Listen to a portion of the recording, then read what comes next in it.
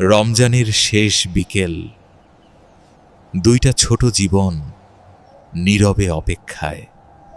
আজানের ধ্বনি ওরা না বুঝলেও মনটা কেমন বদলে যায়। নাইটে এই চাঁদটাই ওদের জীবনের প্রথম ঈদের চাঁদ। ঘুম আসে তাড়াতাড়ি, কারণ আগামীকাল আনন্দ। এই ঈদের সকাল শুরু হয় নরম আলো দিয়ে। এই আলোটা সাধারণ নাদ।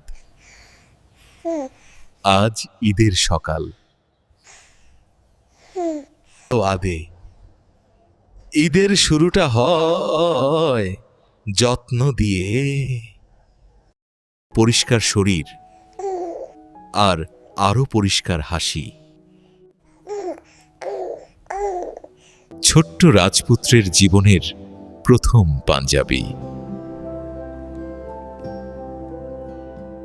এই রাজকুমারী জানেই না ও আজ তার ঈদ। একসাথে থাকাই ওদের সবচেয়ে বড় উৎসব। তাকবীরের ধ্বনি বাতাসটাও বদলে যায়।